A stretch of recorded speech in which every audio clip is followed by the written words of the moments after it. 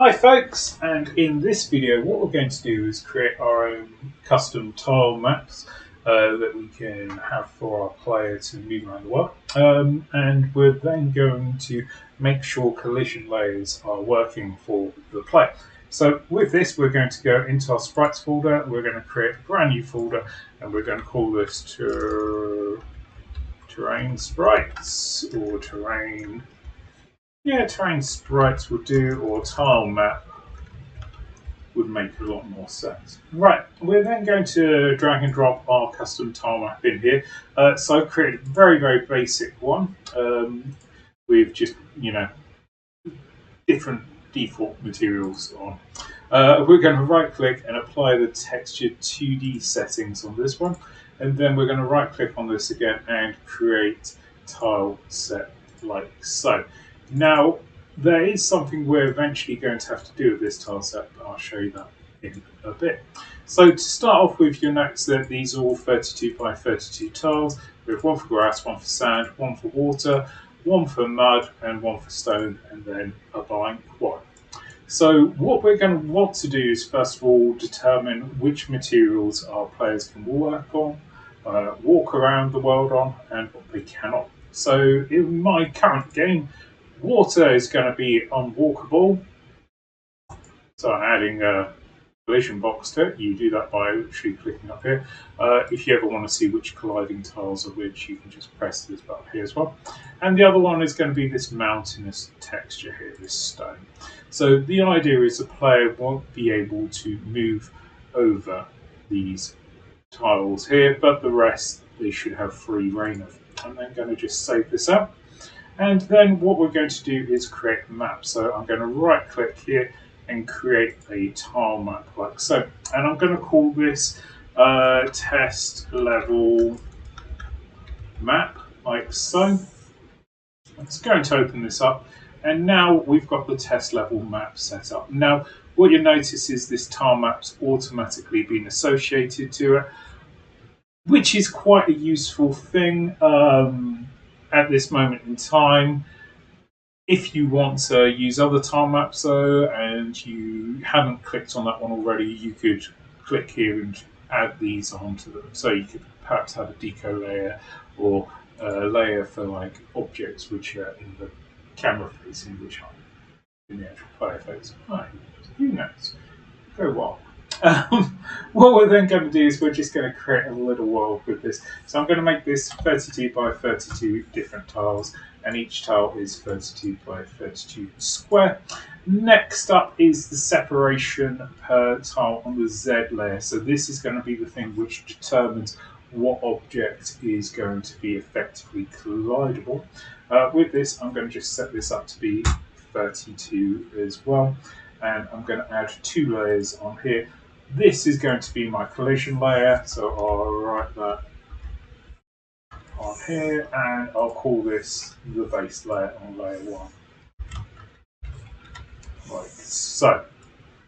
So the idea is, my base layer, I'm just going to first of all paint green grass. Isn't that beautiful? My second lot of information is then going to go onto my collision layer. With that in mind, what I'm going to do is, I didn't mean to fill that. Well, that's a whoopsie doodle and a half.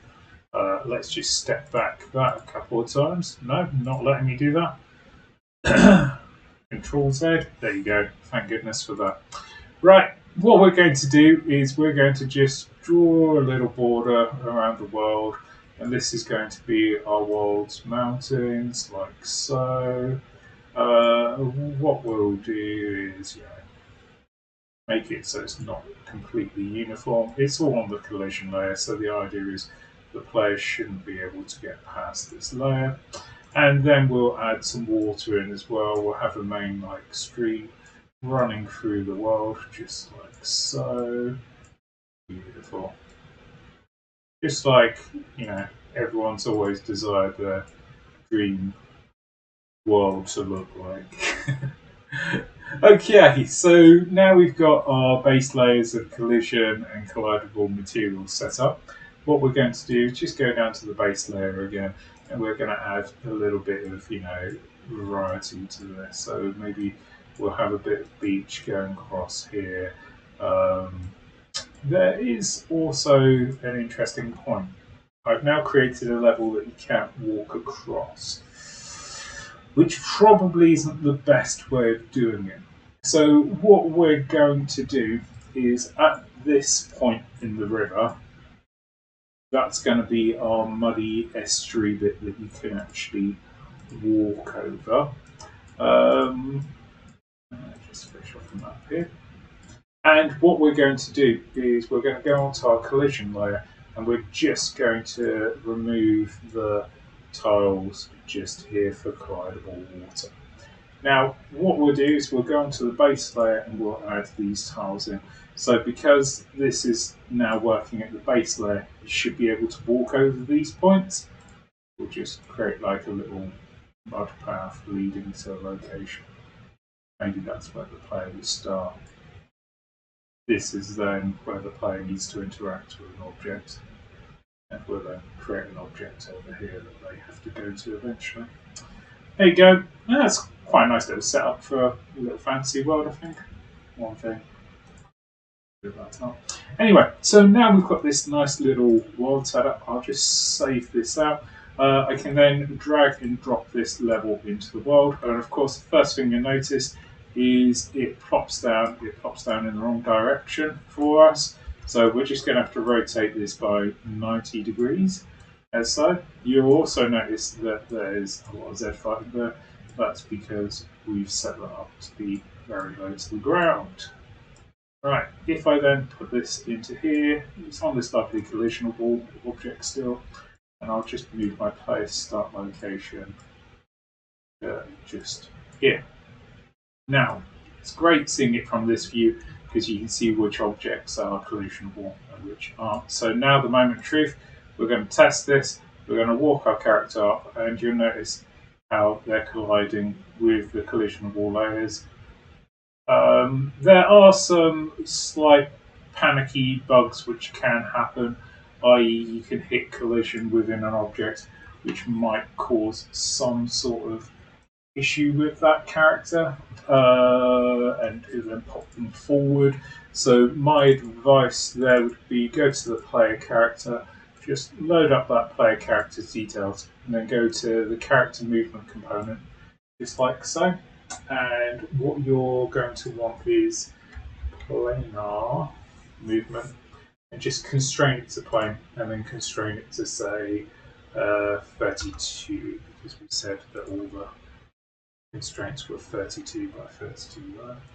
So if we then go into this and we walk into the wall, the idea is we should never go above this. Now, just to check what I'm going to do, jump over here, click onto my player character, check their actual location details. There you go. They're always stuck to 18. That's good for me. I'm happy with that. Yeah, cool. So it shouldn't ever go too high. Nothing should then pop them out. Right, folks. So now we have a character, we have a world set up. We better start thinking about making this a bit of a game. So thanks for watching, and yeah. Look forward to speaking to you all in the next episode.